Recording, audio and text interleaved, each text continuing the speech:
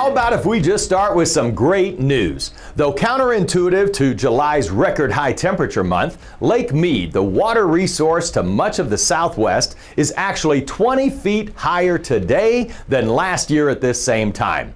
Continued conservation efforts combined with record snowfall are credited for the impressive improvement, and while we still have a long ways to go, these green shoots are very encouraging. Hello and welcome to the August issue of the Monthly Market Update, and speaking of green shoots, I'm chock full of them today after the stats. Suffice it to say that the trifecta of record high heat, continued summer revenge travel, and higher mortgage rates clearly distracted many from their buying and selling goals and is reflected in our numbers. At 3863, the float of residential inventory is flat from last month, but down 50% from this time last year. 9% less sellers chose to place their homes on the market in July versus June, which is reflective on a national scale, as Fortune recently referenced it as a seller's strike, based on two main factors. Homeowners are in a healthy financial position, eliminating forced sellers through foreclosure, and move-up buyers are finding themselves at a potential economic disadvantage should they give up their lower rate mortgages only to take on more debt at rates 3 to 4% higher. Stay tuned to see how this plays out in the coming months. New sales were also down almost 5%, although up from last year, while closings were down a significant 11.5% from June, yet only 1.2% off last year's pace. And after a pause from last month, at $450,000, the median sales price rose again in July by 1.8%, resulting in year-to-date appreciation of close to 6%, gaining back almost half of its 12% decline from last year. The median price per square foot is $242, while the average days on the market dropped by another 4 days to 34. Now on to the continuingly positive bigger picture.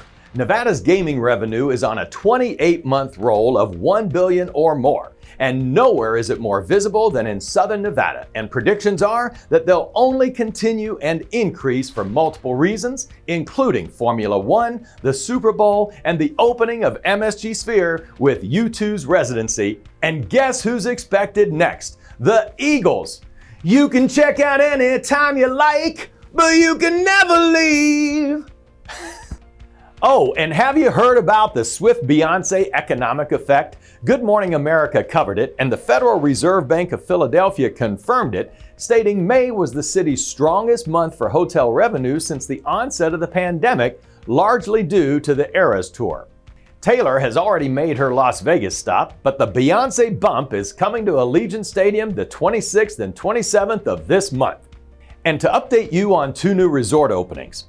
Built in what seems like less time than my Tough Shed, the $780 million Durango Casino and Resort, located in the fastest growing Southwest, is set to open on Monday, November 20th.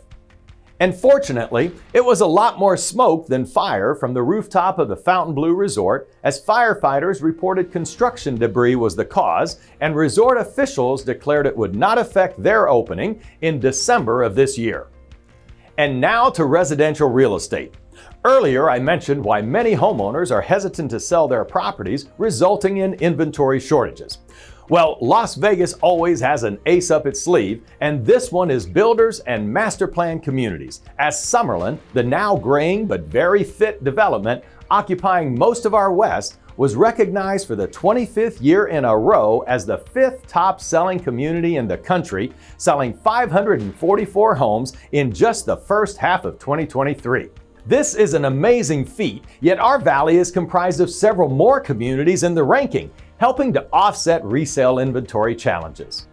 It can be an overwhelming attempt to find your new home alone, and fortunately, most builders appreciate the value of realtors and are prepared to compensate us so you don't have to. And a house favorite here at Coldwell Banker is the now named Symphony Park development, which we exclusively represent, Cello Tower at Origin. Marking the rebirth of authentic Las Vegas and destined to become a landmark destination, this striking development presents a vibrant and safe pedestrian-friendly balance of residences, retail, workspaces, and community environments, all coming together where Las Vegas began more than 100 years ago. An interest list for these 240 luxury residences is now forming, so speak with your Coldwell Banker sales professional for more details. But we're running out of land, right? Not really, as the federal government currently owns 67% of our state, or 48 million acres, and 900 of them will be up for auction on November 1st in 17 different plots, most of which will be used for further residential development. And it's a very good thing, because a recent report by CNBC showed that 1/4 of all home buyers want to move to a different city, and Las Vegas made the top 10 list of where they want to move, coming in at number 1. Yeah, you heard it right, number 1.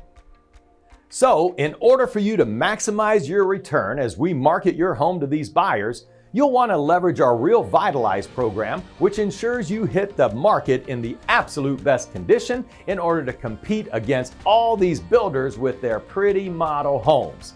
And best of all, it costs you nothing up front, and the investment is paid back at closing. Once again, thanks for making Coldwell Banker Premier Realty and Coldwell Banker Commercial Premier your real estate companies of choice. And reach out to your sales professional should you want more details on any of the topics we discussed today. It's less than a month until we get through the heat and start enjoying our amazing desert Southwest weather. So stay patient, and we'll see you next month. Bye-bye.